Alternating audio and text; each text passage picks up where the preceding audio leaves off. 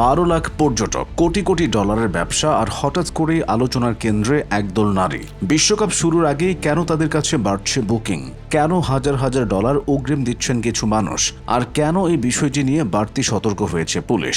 2026 football বিশ্বকাপকে সামনে রেখে যুক্তরাষ্ট্রে প্রায় 12 লাখ দর্শনার্থী আসতে পারে বলে ধারণা করা হচ্ছে। আর এত বিপুল সংখ্যক মানুষের আগমন মানেই বিশাল ব্যবসার সুযোগ। হোটেল, রেস্টুরেন্ট, পরিবহন, পর্যটন সহ প্রায় সব খাতই এখন থেকে নিজেদের প্রস্তুত করছে। কিছু প্রতিবেদনে বলা হয়েছে, নিউ ইয়র্ক ও নিউ জার্সির কিছু এসকর্ট সার্ভিসে বিশ্বকাপকে কেন্দ্র করে আগ্রহ বাড়তে শুরু করেছে। কিছু সেবাদাতার দাবি, বিশ্বকাপ শুরু হওয়ার অনেক আগেই বিভিন্ন দেশ থেকে মানুষ যোগাযোগ করছে এবং আগাম বুকিংয়ের বিষয়ে জানতে চাইছে।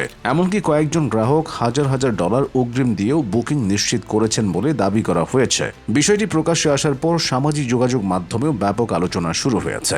একটু ভাবুন, বিশ্বকাপ শুরু হতে এখনো বেশ সময় বাকি, অথচ এখন থেকেই যদি এত আগ্রহ দেখা যায়, তাহলে টুর্নামেন্ট চলাকালে পরিস্থিতি কেমন হতে পারে? কিছু সেবাদাতার মতে, গত কয়েক মাসের তুলনায় তাদের অনলাইন প্রোফাইলে আগ্রহ ও যোগাযোগের সংখ্যা কয়েক গুণ বেড়েছে। নতুন নতুন গ্রাহকদের অনুরোধ সামলানো এখন তাদের জন্য বড় চ্যালেঞ্জ হয়ে দাঁড়িয়েছে। তবে এখানেই শেষ নয়, বড় কোনো আন্তর্জাতিক আয়োজনের সঙ্গে আরেকটি বিষয় জড়িয়ে থাকে, আর সেটি হলো নিরাপত্তা। কারণ লাখ লাখ মানুষের ভিড়ের সুযোগ নিয়ে অনেক সময় অপরাধী চক্র সক্রিয় হয়ে ওঠে। বিশেষ করে মানব পাচার ও বিভিন্ন ধরনের অবৈধ কার্যক্রমের ঝুঁকি বেড়ে যায়। আর ঠিক এই কারণেই বিষয়টি নিয়ে বাড়তি নজরদারি শুরু করেছে স্থানীয় প্রশাসন। নিউ জার্সি কর্তৃপক্ষ জানিয়েছে, বিশ্বকাপ চলাকালে নিরাপত্তা নিশ্চিত করতে অতিরিক্ত পুলিশ মোতায়েন করা হবে। দর্শনার্থী ও স্থানীয় বাসিন্দাদের নিরাপত্তার পাশাপাশি মানব পাচার রোধেও বিশেষ ব্যবস্থা নেওয়া হচ্ছে। সন্দেহজনক কার্যকলাপ পর্যবেক্ষণের জন্য আইনশৃঙ্খলা বাহিনীকে বিশেষ নির্দেশনাও দেওয়া হয়েছে। কারণ বিশ্বের সবচেয়ে বড় ক্রীড়া আয়োজনগুলোর একটিতে কোনো ধরনের অনাকাঙ্ক্ষিত ঘটনা ঘটুক, সেটি কেউই চায় না। অন্যদিকে বিশ্বকাপকে ঘিরে অর্থনৈতিক সম্ভাবনাও বিশাল।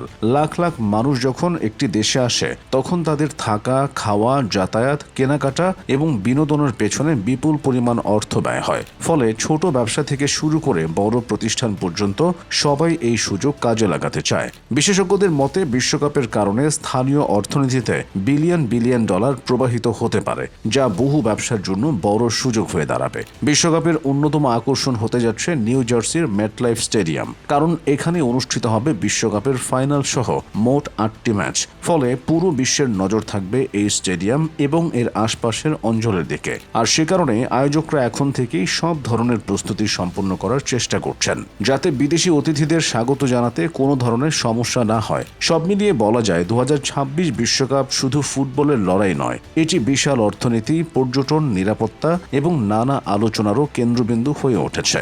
মাঠে কোন দল চ্যাম্পিয়ন হবে সেটা আমরা পরে জানতে পারবো, কিন্তু মাঠের বাইরের এই গল্পগুলো ইতোমধ্যেই বিশ্বকাপকে নতুন করে আলোচনায় নিয়ে এসেছে। এখন দেখার বিষয়, বিশ্বকাপ শুরু হওয়ার পর এই আলোচনা আরও কতটা বড় আকার ধারণ করে এবং শেষ পর্যন্ত বিশ্বের সবচেয়ে বড় ফুটবল উৎসবটি কেমন অভিজ্ঞতা উপহার দেয়।